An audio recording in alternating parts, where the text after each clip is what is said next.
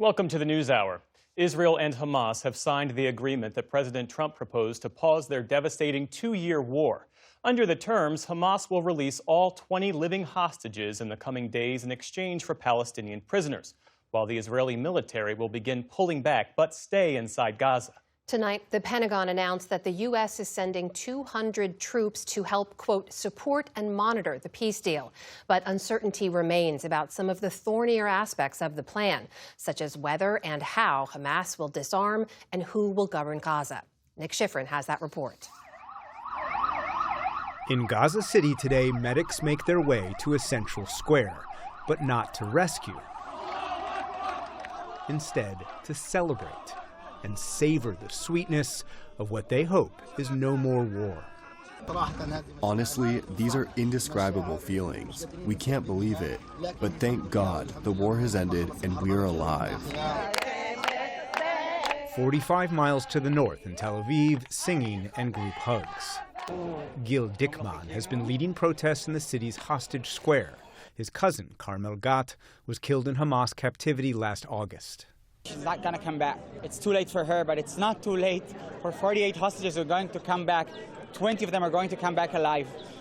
Both sides today portrayed victory. Israeli Prime Minister Benjamin Netanyahu met his government with U.S. negotiators Ambassador Steve Witkoff and senior advisor Jared Kushner. And Hamas's Gaza head, Khalil al-Hayya, described today's agreement as the U.S. guaranteed end of the war. We have received guarantees from the mediating brothers and from the American administration, all of whom confirm that the war has ended completely. Over the next 24 hours, the Israeli military will withdraw to this yellow line inside of Gaza, giving them control of 53% of the Strip. Within 72 hours after that, Hamas must release all 48 living and deceased hostages, 20 of whom are believed to still be alive. Israel has also agreed to release nearly 2,000 Palestinian prisoners. The deal was sealed overnight in an Egyptian conference room with representatives from Egypt, Qatar, Turkey, and Hamas. Today, Witkoff and Kushner also met Egyptian President Abdel Fattah al-Sisi and envisioned a broader regional peace. I really hope that what we were able to accomplish over the last months and particular days doesn't just end this war, but also has the opportunity to continue what we worked on last time, to bring the countries of the region closer together. And all Americans should be proud of the role that our country has played in bringing this terrible conflict to an end. At a White House cabinet meeting, President Trump called the deal momentous. Very much involved. I've never seen anything quite like it. But it's really peace in the Middle East. On Sunday, President Trump will head to Israel, where some are ready to give him a hero's welcome. I love you, Trump. Israel's been waiting for this for 733 days.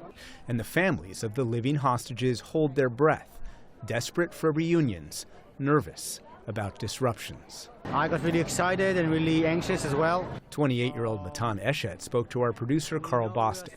He's the cousin of Evyatar David, one of the first kidnapped by Hamas on October the 7th from the Nova Music Festival.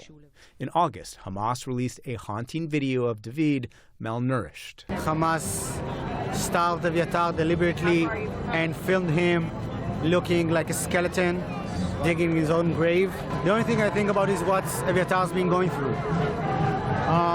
There's been days that I couldn't think about what's wrong with me because the only thing I have in my mind is what's Evyatar going through? Does he know which day is it today? Did he got some food today? Did they beat him today? Like everyone here, Eshet is grateful for U.S. leadership. I can't gather the words to thank President Trump for helping us making this deal, making the previous deal as well, putting his foot down and saying it's going to happen, and it did. But as he walks through this crowd that's gathered weekly for 2 years, he's worried the war isn't really over.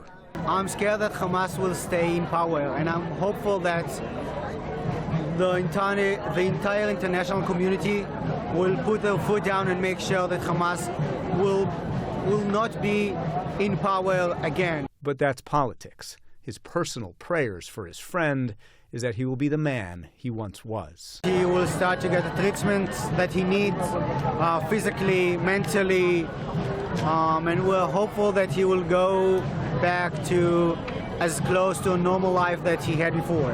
Evitar was kidnapped at 22. He's 24 already. So he's gone through 2 birthdays. 2 birthdays.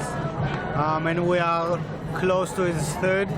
I'm just joyful that he will have his birthday back home. And tonight, senior U.S. officials said some 200 U.S. troops will be sent to Israel, not Gaza, as part of a, quote, oversight force.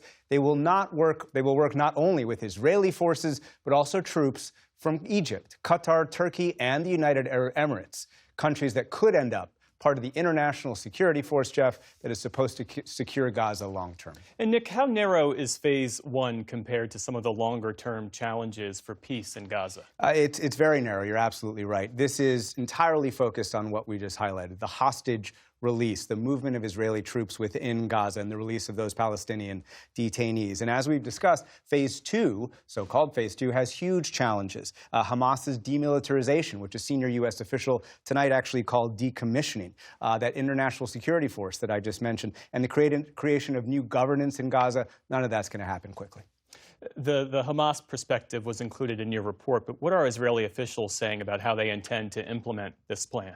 It really depends on who you ask, Jeff. So the foreign minister was on Fox News earlier today, and he said the hostage release should, quote, bring the end to this war. But you spoke to the Israeli ambassador to the U.S., Michael Leiter, and we'll hear that soon, and he said that the war would restart if Hamas doesn't disarm. The Israeli government is not unanimous. Even tonight, we're seeing that Bezalel Smotrich, the far-right minister, said he would vote against this deal because of the release of what he called the next generation of terror leadership. That is the release of the Palestinian detainees. He posted that on X. So I think Israel's future actions very much depend not only on Phase 1, just the next couple days, but also what happens on Phase 2. And frankly, Jeff, the war still isn't over. There's still not a ceasefire. You see this video from earlier today. That's tank fire on one of the main roads going from north to south Gaza, and Palestinians tonight reported some airstrikes, including one that hit a residential building. And so very much hope tonight that in Gaza that this war is actually over. And the hope is in Israel as well. But it's not quite over yet. Nick Schifferner, thanks to you for that reporting. Thank you.